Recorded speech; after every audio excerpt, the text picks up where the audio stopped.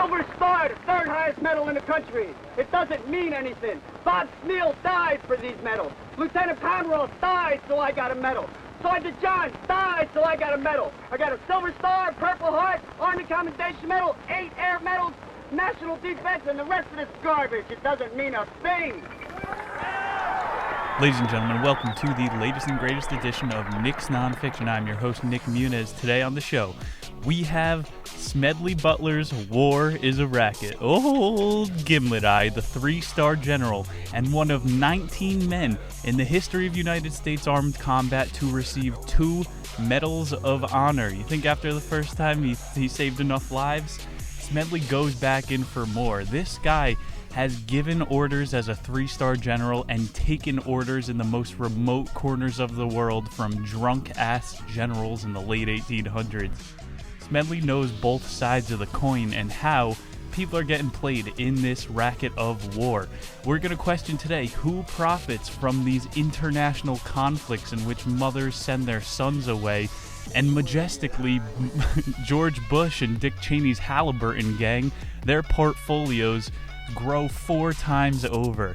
Who pays the bills for these wars? Is it coming out of our taxes? What do we know about that 1920s income tax deal, which was supposed to fund World War I, and then we never got rid of it? Old WWII, Smedley Butler, is going to let us know how to smash this racket today. I've been reading some anthropological books, and it's talking all about the hunter-gatherer humans are not these warring chimpanzees that we think we are. We're more like bonobos. We like to eat a bunch of bananas and put our bananas in the banana chute. You know what I'm saying? We are not these crazy creatures that need to be fighting 24/7. One of the biggest misconceptions and most painful things of us not knowing our own species. We kill each other. This book, it was written between the 2 world wars from a man who has risked his life physically and then literally, literaturally with this book. He was pushed to the far out fringes of the political spectrum for putting this anti-war rhetoric out there. And we see Tulsi Gabbard was just polling higher than every single other Democratic candidate, but she was the only anti-war candidate, so that cannot be kept in there, because what was the anti-war side, CNN and the Democrats? That does not exist anymore. So now you got a podcast host recording from Griffith Park. I'm about to go see the best view in the country as I sweat here yelling in a Jeep, to give you an above-average show about smashing the racket of war. About the author, we got Smedley Butler, Major General Smedley Butler. He was born in July of 1881 and died in June of 1940. He was nicknamed Old WWII. Not sure what that means. I almost worked for a podcast company called Gimlet. This is a much cooler name. He is from West Chester, Pennsylvania, born from an upper-middle-class family, and he played football in college. He was a baseball kid growing up. They used to see, back in this late 1800s era, he was a college football player too. That was the war strategy game. The coaches were looked at as generals, and it's just like these World War I type of battles where you got to hold the line. They used to call a pass, like football was all running it. How boring of a game. You're like the New York Giants. You don't know how to pass the ball, Eli. A pass was called an aerial attack. Football taught Smedley these ways to control the Rough Riders. He was down in Central America controlling outlaw men who just wanted to kill for a living. He had a 34-year career in the military. That's quite impressive. He started with the Marines. Our boy Smedley fighting in World War I, in the trenches, getting gangrene on his feet. You got to take the gangrene to eventually give the gangrene. And he was also in the Mexican Revolution as an enlisted man. Didn't even know that there was an American side in the Mexican Revolution. You know, we love to get our hands involved in any honeypot that is war around the country, around the world. During the Banana War period, this is getting more into the early 1900s, the periods of imperialism, which is, you know, England was still the big guy on the block then, and now everyone hates us. You gotta be hated to be the greatest. He went to the Philippines, China, Central America, and all around the Caribbean when he was imperializing those people. You guys need to go back and read the history of Hawaii and how we annexed the shit out of them. But, I mean, look at how good their tourism economy is now. You can thank us for that. Old Gimlet Eye, he once saved a drowning Chinaman. It was in the Boxer Rebellion, which I'm not going to pretend to know much about. He swam a guy across the Tientsin River. He was wounded in war, and Smedley swam him to safety. Pretty crazy. Like, they don't give him a China Medal of Honor for that, but he also has 16 other medals for heroism.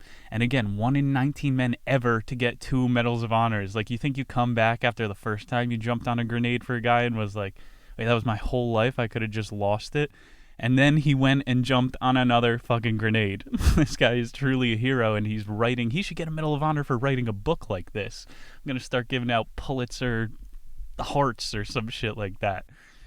You ever seen, that I just watched Apocalypse Now too, so there's gonna be references throughout the show, but there's that one scene with the crazy general who they make you think is the really unhinged one at first, and there's a couple younger guys who are about to kill a Vietnamese guy on the ground, and he's going, get out of there, any man who's brave enough to fight with his guts strewn out of his abdomen can drink from my canteen any day. This is Smedley Butler. He sees the valor on both sides of the war. He's not just looking at it as a nationalistic arm wrestling match. This is geopolitical movements, and he's seeing, if you fought like a true warrior, I'm not going to let you die no matter what side you're on. Call him a traitor, call him whatever you want. We are more enlightened because of this man.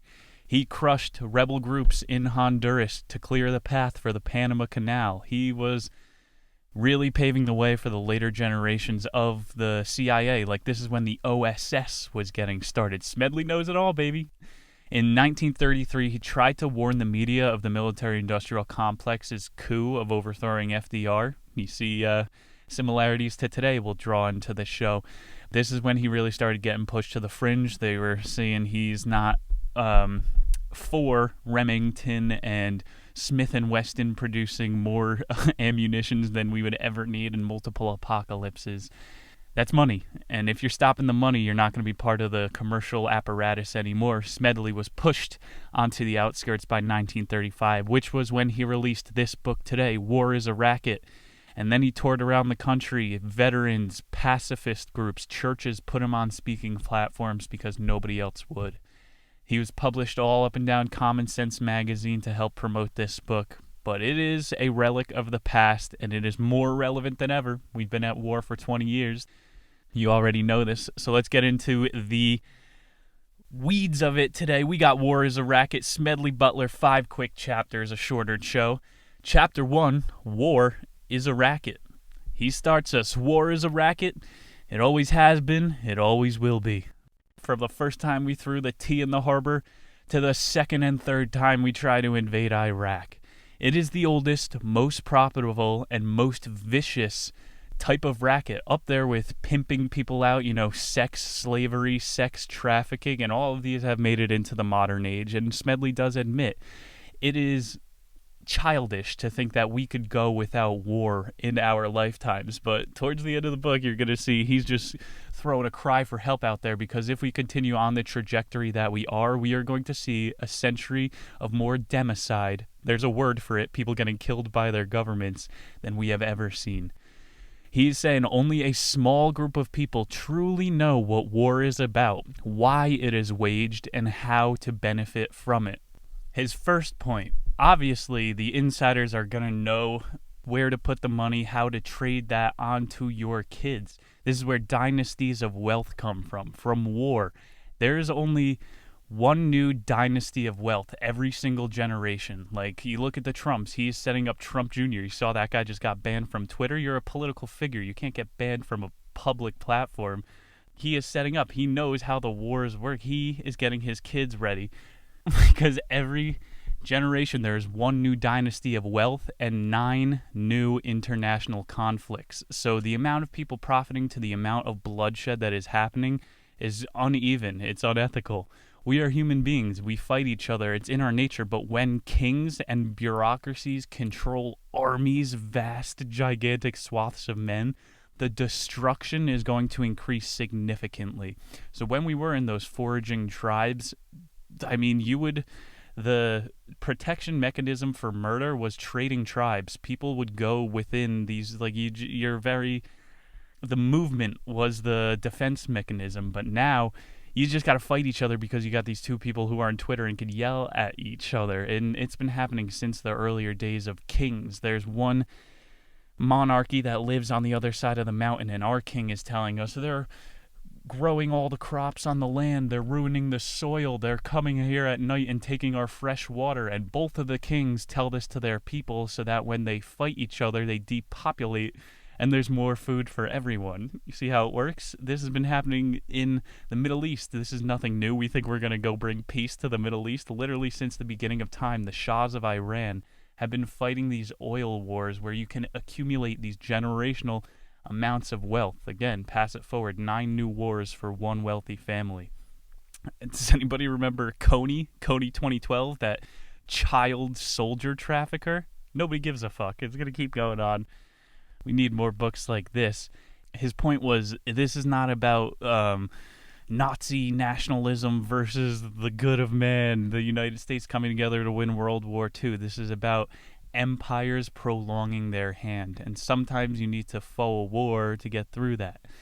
Harder stat that Smedley had was, after World War I, there were 40 million dead husbands, brothers, fathers, mistresses. 40 million dead people from all the countries, and there were 20,000 new millionaires and billionaires. Within a 5-year period, there are never 20,000 new millionaires and billionaires. How does all this wealth come up out of nowhere?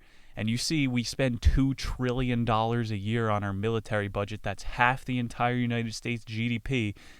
Some of that's getting siphoned off. It's not exactly all going to the enlisted members' uniforms. When I did ROTC, I had to pay for my own uniform to get stitched up. It's like the biggest mass lump of wealth on the planet Earth. Where's it all going? He even mentioned back in World War I, I'm talking about Bush. He's like, look at these war investees, the people, the financiers of war. Check their tax returns. It's not exactly adding up every single time, and I can't imagine how much worse that is getting with the digitization. You can just put a number in your bank account, and that's how much money you have now. And of course, Smedley said, do any of these millionaires, any of those 20,000 new billionaires through World War I, they didn't shoulder a rifle, dig a trench, eat rat meat in a bunker. Smedley and Teddy Roosevelt are one of the only people who have seen both sides, who have taken the orders and then didn't ditch. They decided to try to help instead of just checking out. And then we could extrapolate this today. Where did Smedley grow up? Westchester, Pennsylvania. Today, there are tons of suburbs in Pennsylvania, all around Philadelphia, dedicated to Boeing, Lockheed, Northrop, Skunk Works, all of these military contracting companies. They get that piece of the $2 trillion, and there are communities built on blood money, picket fence families living on the death of fucking Arab kids. It's disgusting. I read this book about the history of salt, and basically every war in history was over salt, because if you didn't have that, you couldn't preserve food, you couldn't make water uninhabitable to types of fish that you didn't want. It was like the life mineral of Earth, and the way they just put it down the Tianjin River or whatever it was, where that dam is about to burst in China. And that's how the people just threw boxes of salt down the river. And then the Qin dynasty came in and was like, we're going to start creating salt shafts. And they created these really cool mechanisms for transporting the salt floating throughout the Egyptian tunnelways. What are those called? Fucking canals. Well, now someone's got to pay to upkeep the canal, and now there's people living totally miles inland where they should have never lived before, because there's this canal that still can potentially burst like a dam.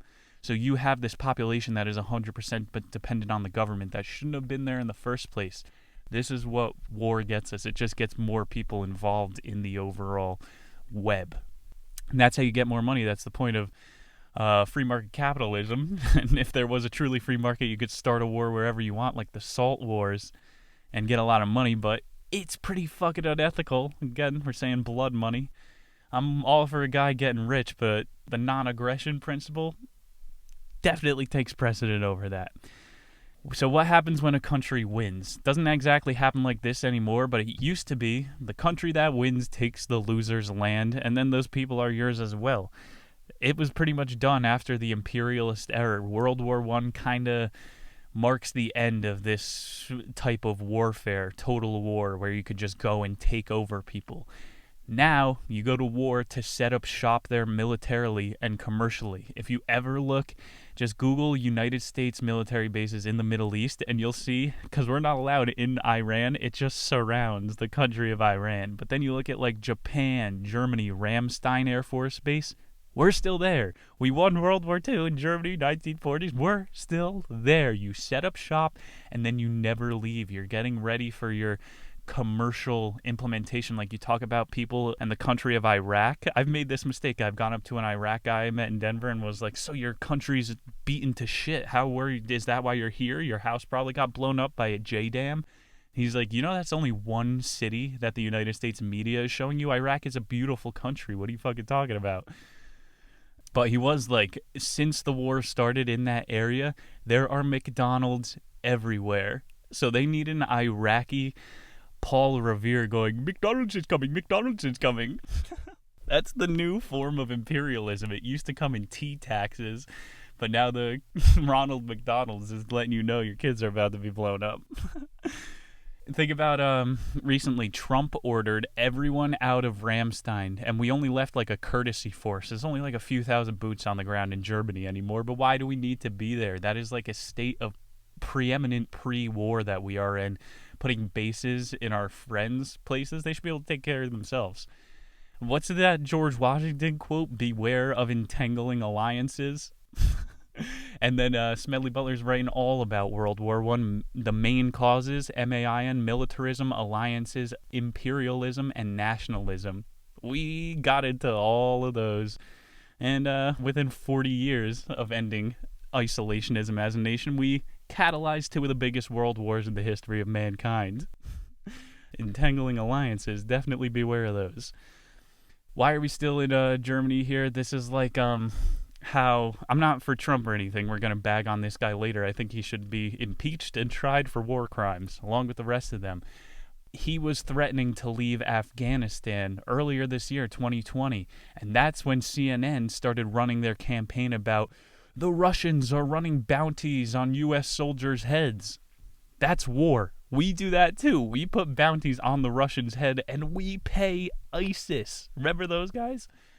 We are literally doing the same exact thing they are. It's just the war of the media is just as much as the flying bullets in the sand. You think if we had... Isn't CNN supposed to be anti-war? Is my point. There's no anti-war side. The media wants the war more than anyone. That's ratings. You get to show things blowing up on TV. Think about if Hillary Clinton, she was proposing that no-fly zone over the Ukraine. That's like if... we started a no-fly zone over the Atlantic Ocean, and Canada was like, we kind of got to pass by there from time to time. Now we have to go to war. Very could have well been in World War III had they started that no-fly zone.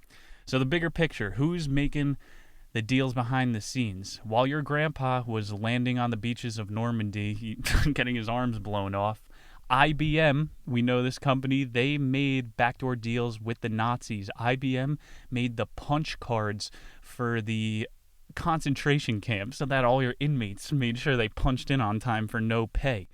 Bayer, you guys have heard of Hugo Boss? That fucking clothing company that still exists to this day. They clothed the Nazis. You think they would get canceled for that? But no, you call the guy who's trying to pull forces out of Germany a Nazi himself. And then Bayer and Monsanto also were turned into American corporations while your dad was dying on Normandy. You know, go patrol the Rhine as we now get DDT and opiates into America. Isn't that crazy? You guys didn't know that Bayer and Monsanto are Nazi corporations. Start looking into things. So we do not benefit, okay? The little man is not getting a piece of these companies being able to move from one country to another. A cool one, instead of talking about Nazi companies, Iran, like I'm saying, is under siege from the United States right now. Their capital, Tehran, is the plastic surgery capital of the world. which you think makes no sense. Everybody there is walking around in hijabs. You're not even allowed to show anyone your lips, so why are you going to get a lip injection? It's because, this is wild, the kids of Iran, they are so suppressed in this Muslim radical religion that they are, it's just like America. You swing back to the other side, and there are more transgender kids in Iran than basically anywhere. So this is why the plastic surgery capital resides in Tehran. It's because they're all paying to get their sex changes, because you're not allowed to be a transsexual in Iran. You got to fucking wear a dress in the desert and get sand in your ass crack. Do you have an international medical license where you can perform plastic surgery in the Middle East? I don't think so. These wars benefit a very small amount of people. And of course, think about our Secretary of State. His name, I'm doing the hand pyramid of doom while I say his name, Rex Tillerson. The Exxon chairman of the oil company is also saying where we are going to war and taking the oil from. Probably a conflict of interest that some of us should look into. But we got to remember what war is about. It's not one of these board games for the elites to play and use us as the pawns and to make more money. War is mangled bodies. It's new graves for young men, shattered minds, broken homes, depression, taxation. Motherfucking taxation. It affects everybody, just not the kids there. Smedley had always suspected, not too deep of a point, but as a soldier, that he was a pawn. I watched Jarhead recently as well, and this is about when the United States blitzkrieged Kuwait. We would lightning strike the oil fields with the Air Force and the highways, so the Marines then would go and take the scorched earth and claim it as ours and walk by these interstates with charred civilian bodies. And of course, like that scene in the movie Jarhead, they know they're pawns. They're about to go into the oil field, and they make all the Marines take a pill. And the disclaimer on the pill is like, you could lose your hearing in a couple years, but this is supposed to keep you from the radiation from the Air Force bombs. And they're all like, hold the fuck up. I don't have a say in any of this. I'm about to get radiated to death. Why are we radiating people in Kuwait? It's all a big question. You just got to take orders. And Smedley has been on both sides.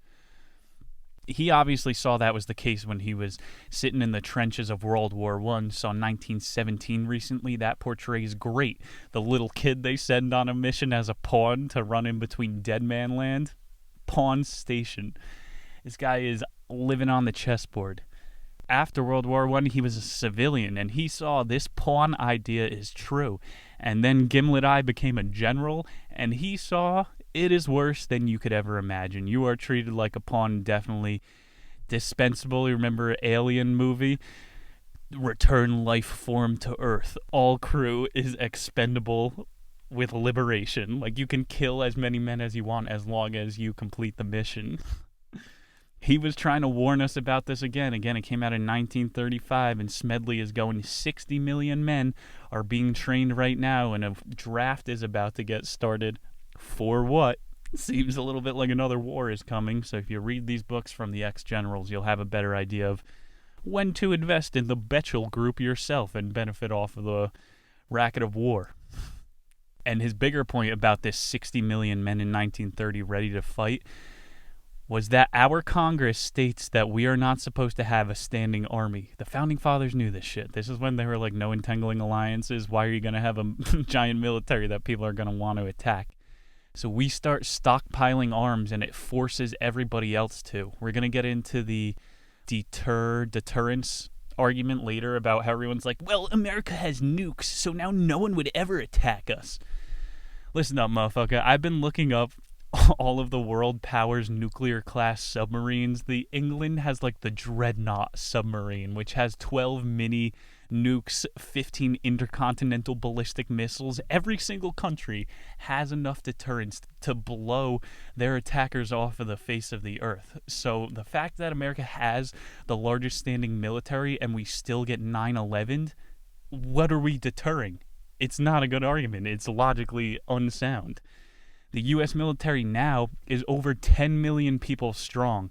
That is the largest auxiliary force of any empire per capita in the history of the world. If you think we're not going to use that in a world conflict, you're fucking delusional. It's coming, people.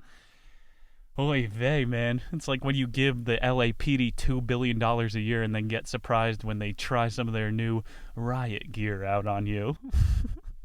They want to use these things. We learned about Program 22. All old military technology now goes to the police under rule of Barack Obama. So they're going to be using microwave radiation tech on us real soon. Fun times. And this standing military, man, it's even more dangerous today now that the world is on a hairpin. You could start World War III with a tweet. You know, little rocket man. Nothing wakes you up in the morning like a good nuclear holocaust scare. Wrapping up the War is a Racket chapter, he was saying how, another big Smedley calling his shots ahead of his time. In 1900, the Japan-Russia dynamic in the U.S.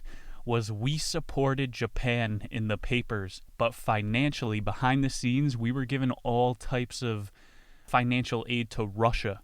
So he was saying, as soon as a world war starts, these two are going to flip.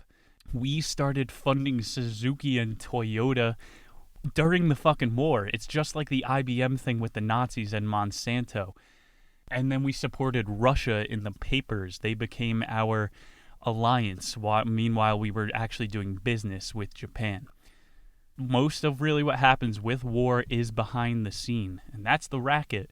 More people are making money than you think. The munition makers, bankers, shipbuilders, meat packers, everybody is...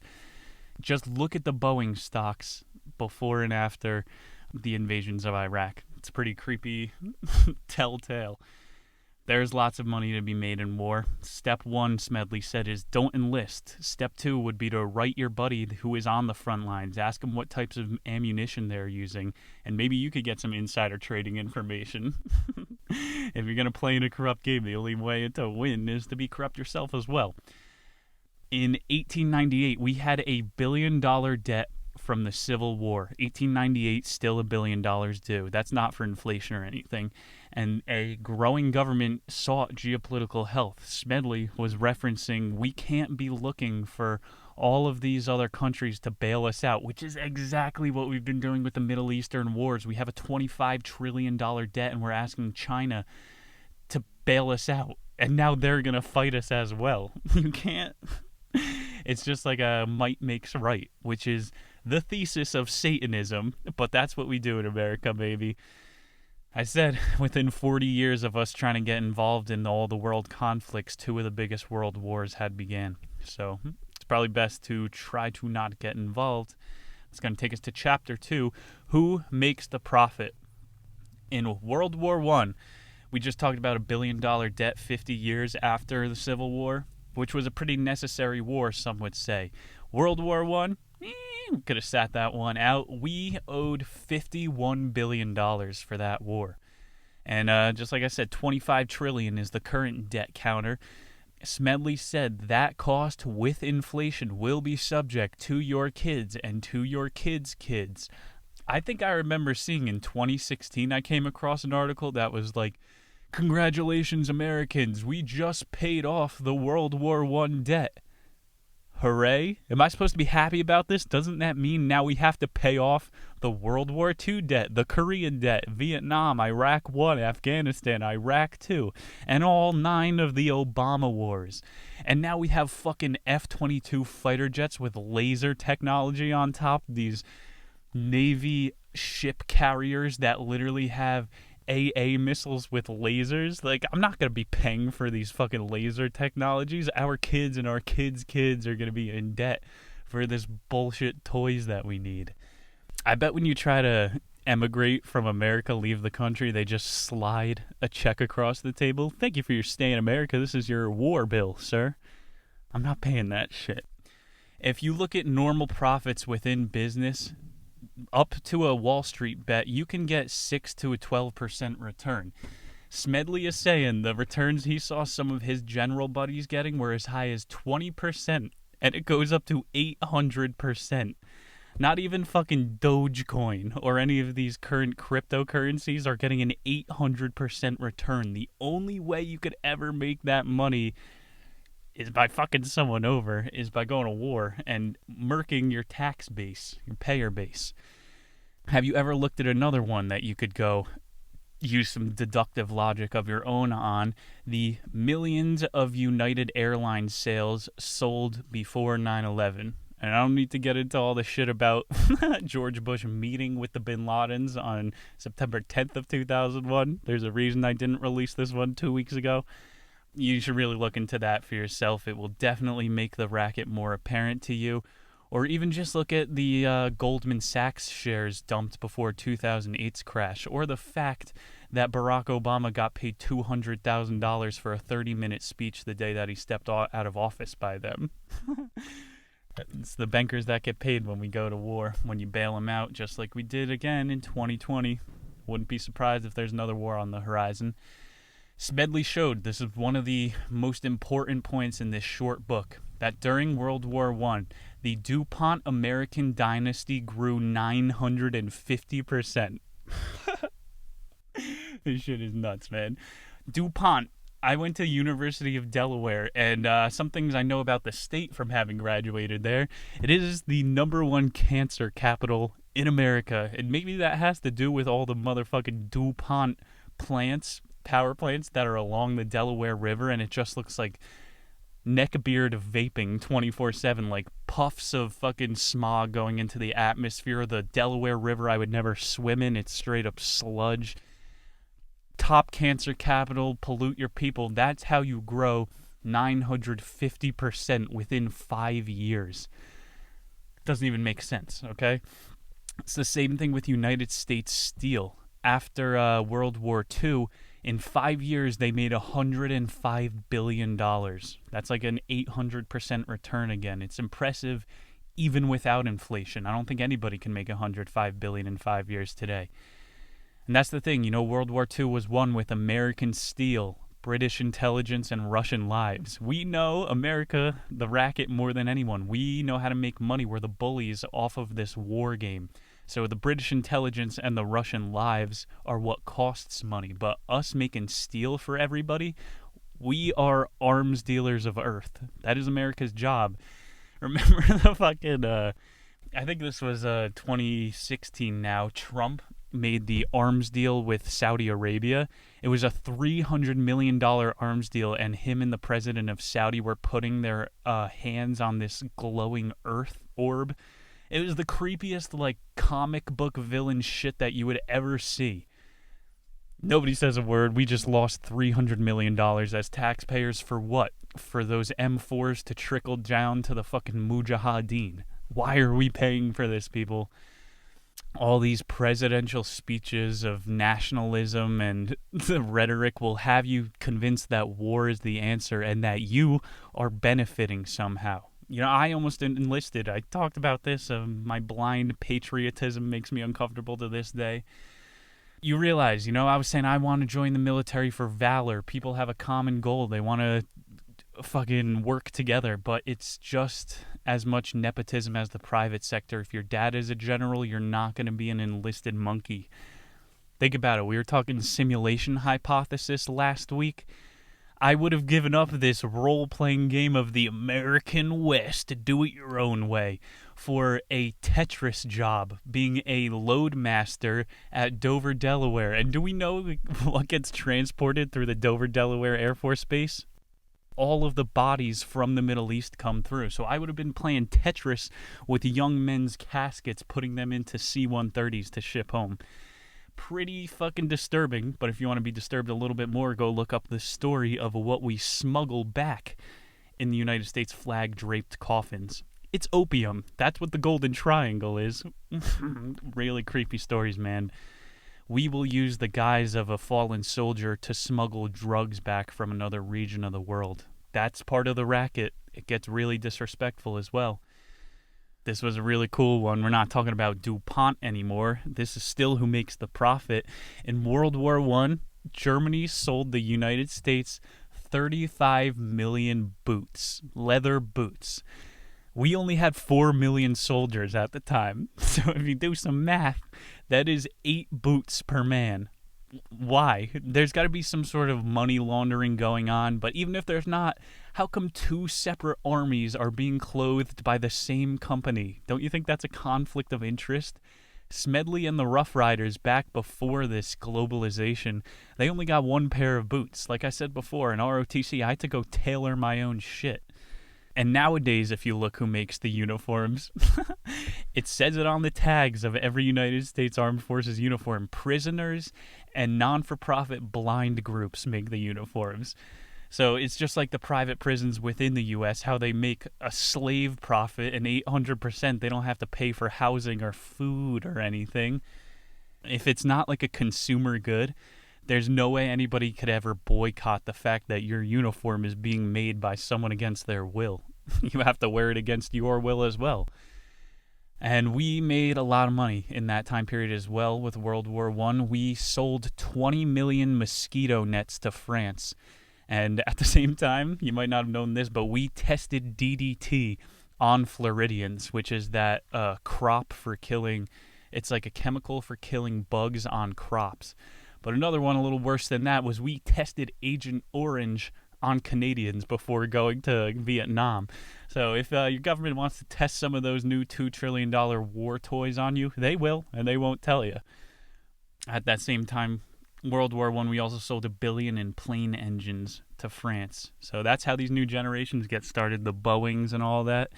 9 new wars for 1 new war company. Not worth it. It's that old quote as we wind down chapter 2. If you can sell fear to an unstable region, you can sell them an armory.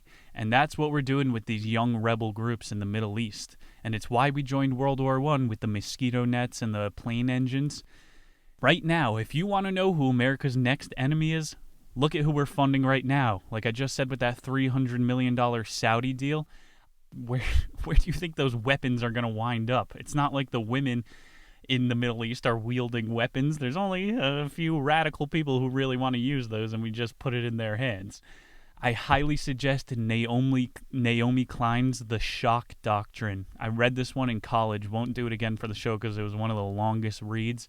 But it takes down the entire 9/11 funk that was going on. The Bechtel, Halliburton arms deals, and the fact that as soon as we started giving all them this war money, the Houthi, Mujahideen, Al-Qaeda, that little group we mentioned called ISIS, were all armed by those foreign aid plans. We make our enemies. We go to war and make more money. We make more enemies. It's a perpetual state of fear. It's like the 2001 we started the war on terror.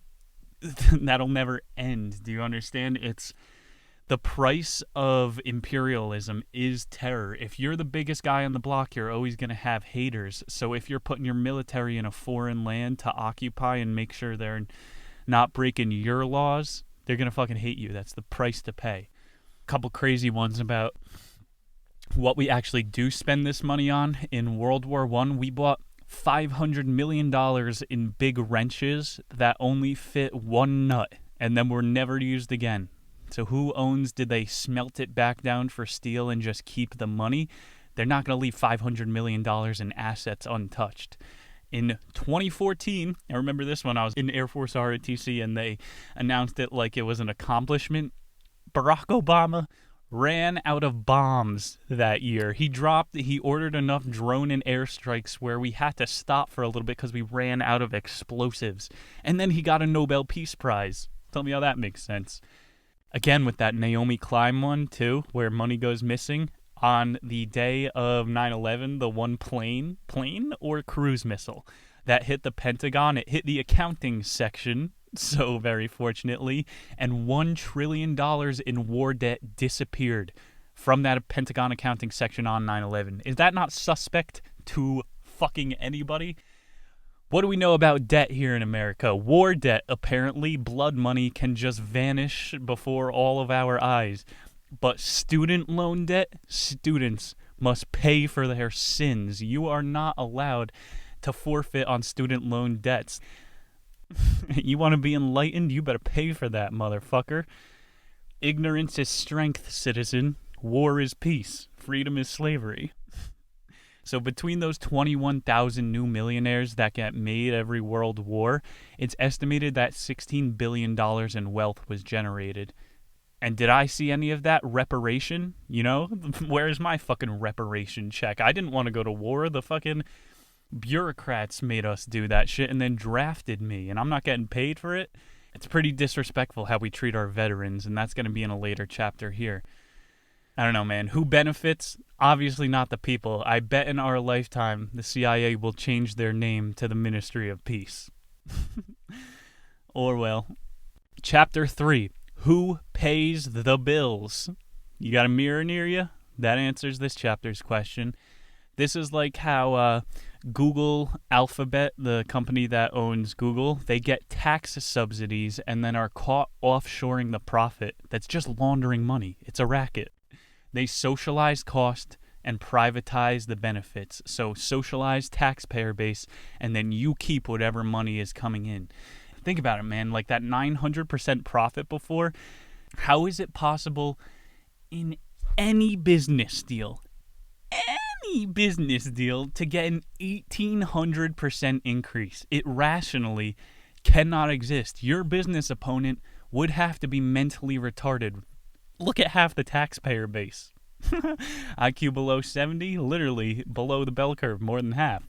What are we paying for, people? I know that's a question that's going to go above most of the taxpayers' heads, but what are we getting? Tickets on the highway, an average 15-minute police response time, and a handful of wars halfway around the world? Is that what I'm paying for?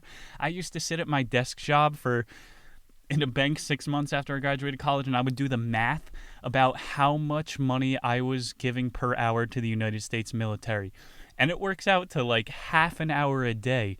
You just straight up work for the military because half of the tax-paying GDP goes to that fund.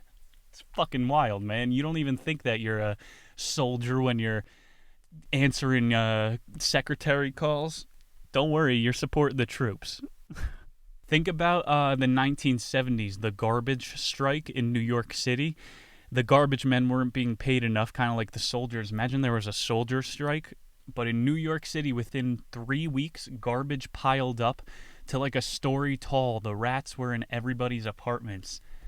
They just started paying them more. Who do you think is more necessary? If we pulled out of all of the Middle East indefinitely, the only thing that would happen in America is there's a lot more motivated people here rather than in the Middle East, you know? It's not like the garbage men, what we actually fucking need. You know, I honestly think I respect garbage men more than some ex-bully who's seeking a job where you could kill people in the desert. And then we talk about the income tax a little bit. Who's paying the bills? The income tax was what got us through World War I. We wouldn't have been able to join the war if we didn't take 30% from every single American's paycheck. And then what happened after World War I? We never got rid of the income tax, people. This is the long con of government. You take little bits of freedom, and then you never, ever give it back. Remember, the lockdown was supposed to be 2 weeks, guys. 2 weeks. Sweden didn't wear a mask at all. They got herd immunity within a month, and the coronavirus is over. We are China now. The government, they take and take and take. Me wants income tax. Me wants Patriot Act to finger butts at TSA. Me wants Trace Act to access your browser history without a warrant. Government is short for Gollum. You guys ever think about war bonds? Just give this a thought for a minute. We talked about the 1,800% profit and the fact that your business opponent would have to be mentally retarded. If you buy a war bond, you are in that 70% of the population. It is an overt racket, Smedley said. Think about it. If the Fed initiates a dollar value after a war for, let's say, an $84 war bond is then worth $86, then you just have made a 2% or a between 1 and a 2% jump. Not like the 800% they're making, but you just made a little bit of money off that war bond. In 5 years, 2%, that's worse than a fucking savings account. But say, hey, you got the war bond. Now, this is assumed that every single other person who bought a war bond just received a 2% jump. So the value of the dollar that the Fed initially set it at has inflated anyway. You have gotten nothing. All you did was use the United States military as a usury for your money. A little basic economics lesson, but why would the government give you the money back that you gave them in your taxes? it would never happen. That is a losing business model. It's like when the Krusty Krab had the free money day. It was the biggest crowd they ever drew. But crabs went out of business. Can't fucking give shit away to people. If it sounds too good to be true, especially in America, it definitely is. Smedley was saying, of course, guys in veteran hospitals have more trouble than anyone cashing their war bonds. So you would think these guys have priority in getting a little bit of money back that they invested in the forces that were controlling them. No, it's you traded monopoly money with the government and now you're stuck with it. And imagine this, you ask the guy who you bought the war bond from, so if we lose the war, do I still get that 2% increase? What if we completely lose the war and are taken over by the enemy force? Then do I lose my investment entirely? You can't even sell it back? Yeah, that's exactly what happens. It's like you're making a sports bet where there is no win. You're betting on wars. That's the whole gist and scam behind a war bond. It's like, all right, I bet you $1,000 that the world isn't going to end this week. And if the world ends, I don't have to pay you any money. But when it doesn't, you're going to owe me $1,000. You're taking that deal when you buy a war bond. It's pretty criminal, man. Like, we fund, like I said, all this IBM shit. Even Elon Musk shooting fucking cars into space with SpaceX or the Boring Company for this guy to tunnel under the earth and create earthquakes. We're paying for him to do that. But then when I was in ROTC, I had to do prisoner of war missing in action, the Palmia runs, and literally raise money without stopping running for 6 hours at a time. Meanwhile, they're just shooting money into space. It's a fucking racket. Just the way we treat our veterans, man. Very disrespectful. I remember in that prisoner of war thing, you had one guy that would have to run for the entire length of the event, and there would be one cadet who had to stand in a bamboo cage, like a Vietnamese prisoner of war cage. We're doing this to raise money. We're making a freak show out of ourselves while Congress launders all of it, the biggest sum of money on earth. It's bullshit, guys.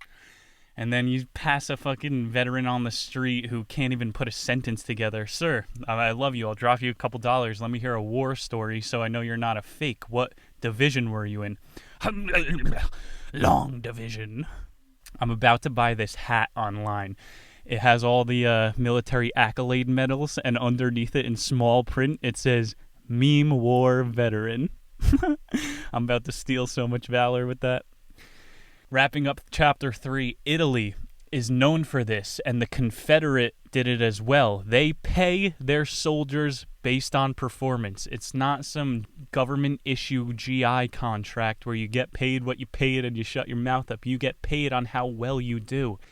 The Confederates paid $1,200 for a captured Union ship. So it was just a bunch of rowdy Southern guys throwing in chaws, drinking rum, and sailing around trying to steal other people's ships. If you incentivize the war right, people will join for their own incentive, not for blind nationalism. And Italy has been known doing this throughout history. This is how they've been known to not have wars, indefinite wars like the tribes, the Germanic tribes. Italy always had monarchies and kings like the Montagues and the Vestibules, whatever the fucking Romeo and Juliet people were. You hired mercenaries, and that's how you make it so you don't have this standing army and perpetual worlds of war, which we're going to have.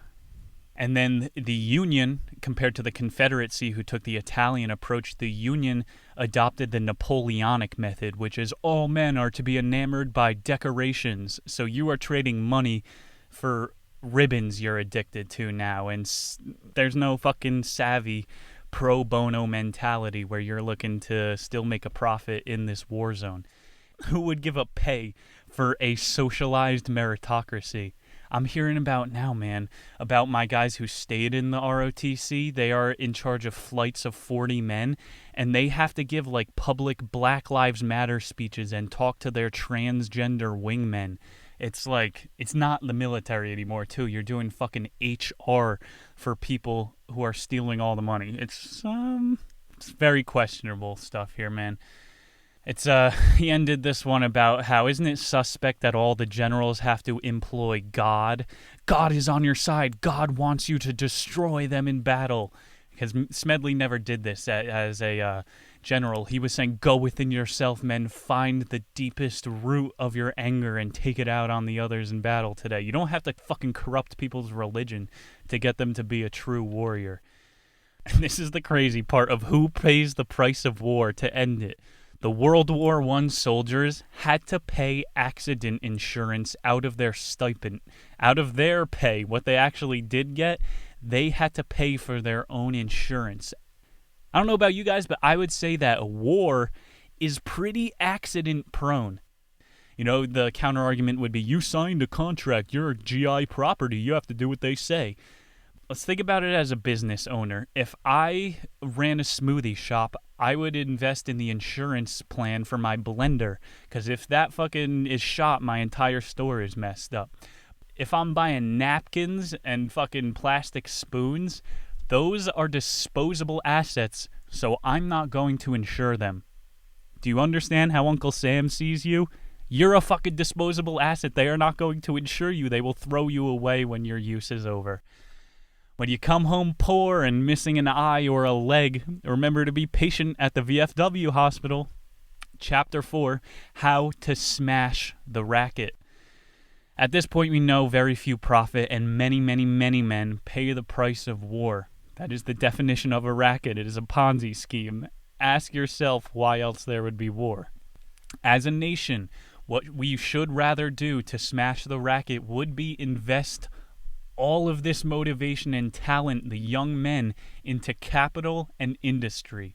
I always said the reason I joined the ROTC, I was surrounded with the most driven and disciplined group of people on the college campus. You are saying, in my most fun 4 years of life, when I get to get drunk at the time, hook up with cute young women, I am willing to wake up at 5 a.m. and learn some extra knowledge. These are high-caliber, driven minds who would do great things within the free market. I know a cadet that I graduated with who is working one of the big four on Wall Street right now. He's got a cute girlfriend. He's like doing the true American dream. On a societal level, Smedley said that these factory-type jobs should be subsidized with tax money to make a military-grade wage for civilians. The way you see the racket has really gotten away from everybody is that those 10 million people that are in the United States Armed Forces, over 80% of them are enlisted. Nobody's an officer. And around 60% of these people live below the poverty line. Okay?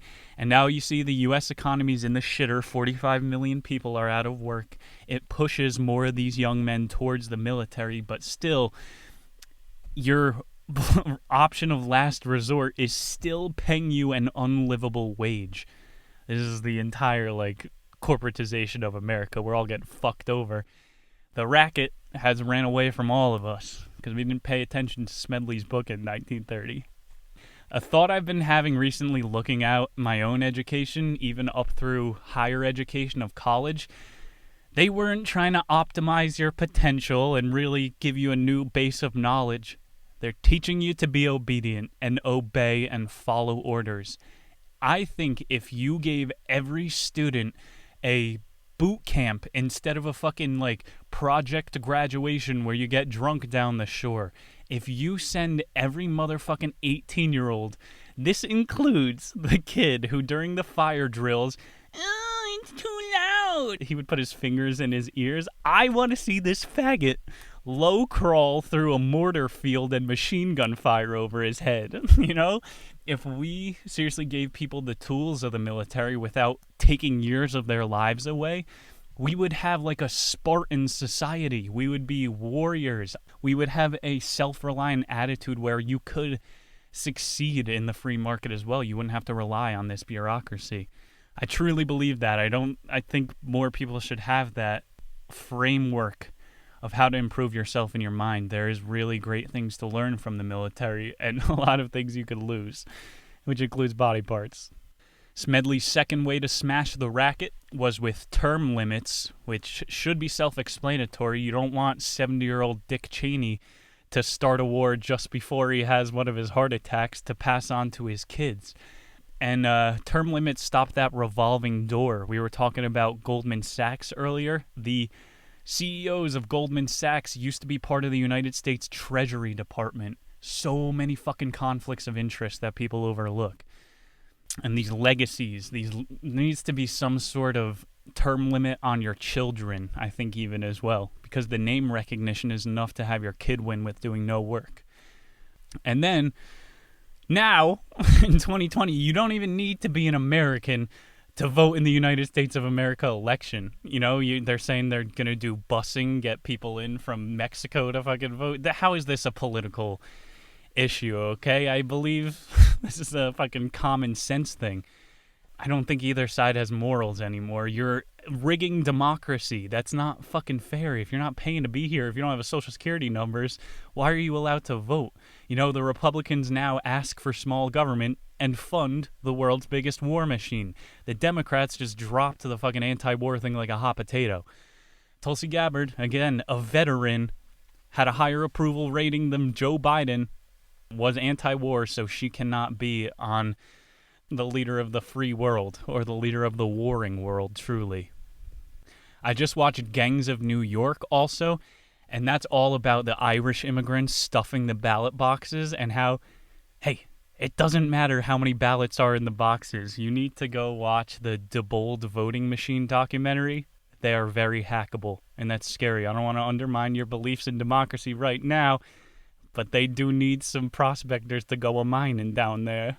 The big quote from Gangs of New York was, "It doesn't matter how many ballots there are in the box, it matters what the counters decide to count." And thirdly, the way we're going to destroy the racket is to castrate the military to a necessary size for defense purposes only. This is what I'm saying. Trump is trying to pull out of some of our stationary forces, but this guy himself almost started World War III from a Twitter beef, which the Constitution explicitly states the executive branch cannot declare a war. It has to be approved by Congress. In this 21st century, no due process America, a tweet, I'm telling you, is going to start the next fucking world war. And we're talking about castrating the military. I already kind of got over the deterrence argument. The nuclear-class submarines, the fact that we had the biggest military in 2001 and still got attacked, shows that deterrence is a farce, okay? Like, if you're the biggest guy at the bar, you do the most dumbbell curls, there's still going to be someone at the bar who's packing heat. You're never going to have a monopoly on arms. So, number one, take the profit out of war. Number two, let the youth decide, you know, whether or not they want to fight in a war and subject their kids to debt. And number three is that the military is for defense. And this is going to bring us to our last chapter, to hell with war. Smedley, our 3-star general, is going, I know I'm a fool to think that war can be a thing of the past, but the trajectory we're on is going to lead us to unimaginable human atrocities in your kid's life. I think the love generation of the 1960s was the closest to almost have the wave crest and really get us to pull out of Vietnam. They could have reformed our fucking ancient bureaucracy. We really could have been in a better place had those people stuck to it. But the boomers, they took the bait. They took the mortgages and the fucking cushy suburban houses. They inflated the real estate bubble and continue the racket. Literally, if you're not standing up to the racket, you are feeding into it. So now we're relying on kids doing TikTok dances as we siege Libya and Syria and our 10th countries to come, Somalia. Even Trump himself ran on bringing home the troops. Remember that? He might be the last president to even try to run on that. And he went with his first 2 years in office a 14,000 troop deployment. Remember, he dropped a Moab as well, the mother of all bombs. Military spending has increased in the past 4 years. There is no such thing as anti-war anymore, except for in this podcast, I guess. You got to be aware of things like the Espionage Act, which was passed in World War I and had Smedley writing this book. And that was like if you write a pamphlet about why we shouldn't be in war and hand it out in a mall, you go to jail. You're considered a traitor if you fucking spend some time making an arts and craft project about America. If they don't like the information, they'll put you in a cell for the rest of your life. And that's called the Alien Sedition Act. What is that one again?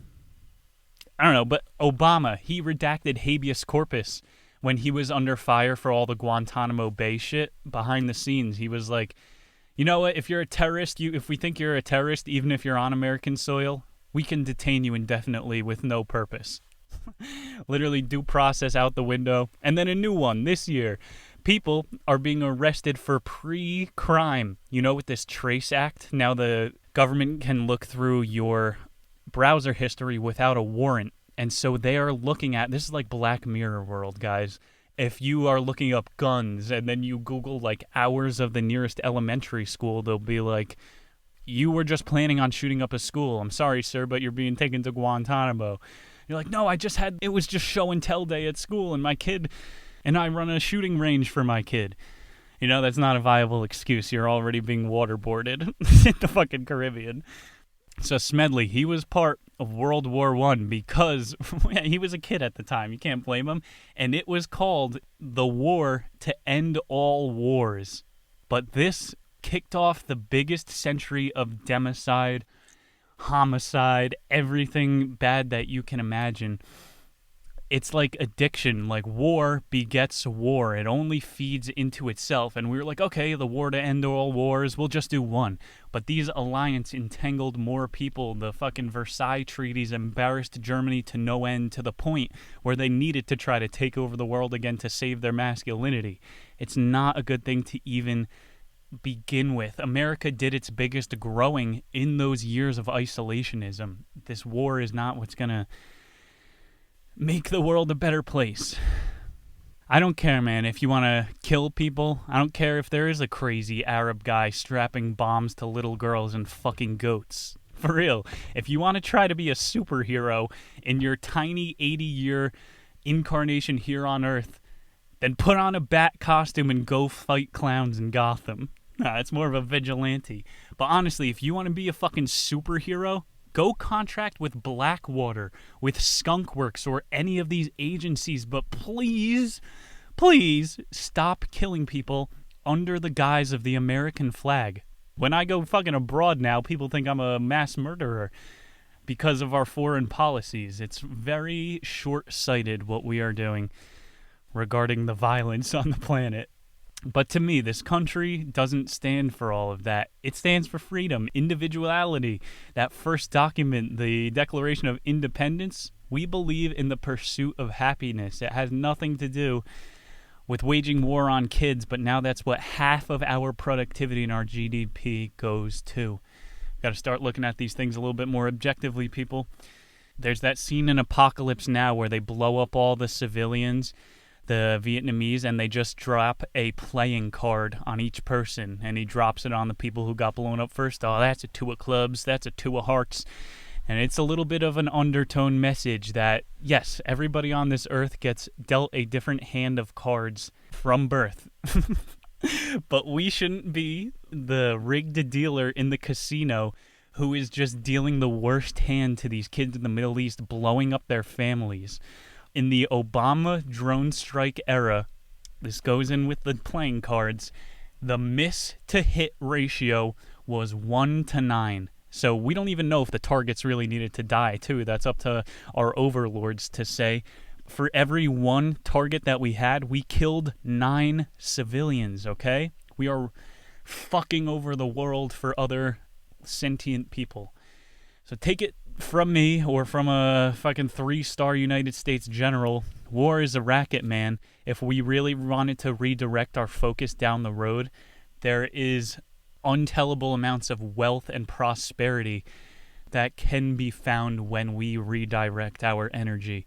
And I hope to God that we do in our lifetime. And I'll be speaking about it for years to come. And this was a very fun episode. I'm happy that you guys listened to a little bit of an older read. But it is more pertinent than ever, and it truly is something that you should be concerned about. Because warfare is not local. It could very well be on your front doorstep. That's all. Thank you again, old Gimlet Eye, for War is a Racket. that is going to wrap up September for us, and we are back on our newly scheduled programming. Next week is going to be the start of October, and if you remember last year we did something a little spooky, Mind Hunter. Well, this year we got Dan Flores's Coyote America. Definitely a less creepy read, but a coyote will easily tear your throat out if you come across a pack of these little buggers. Coyotes are the furthest reaching invasive species in North America. They are in every single biome. They started in the Southwest and made it up into the Arctic. There are coyotes they have found on the island of Manhattan. They have made it everywhere. You think you see a nice little puppy outside in the middle of the night, do not go pet that thing. He will give you rabies and bite your arm off. They are one of the most versatile organisms to have ever lived. They are similar to animals. They're a pack species. We have a lot to learn. Being in Colorado, we are voting this year on the presidential ballot whether or not to release wild wolves back out into nature. So this is a moving thing. This is a very interesting topic for October, written by a famous author, Dan Flores. Is going to kick off the month for us. I want to thank you guys again for staying for the show. I'm your host, comic Nick Muniz. I'll see you all next time. Peace.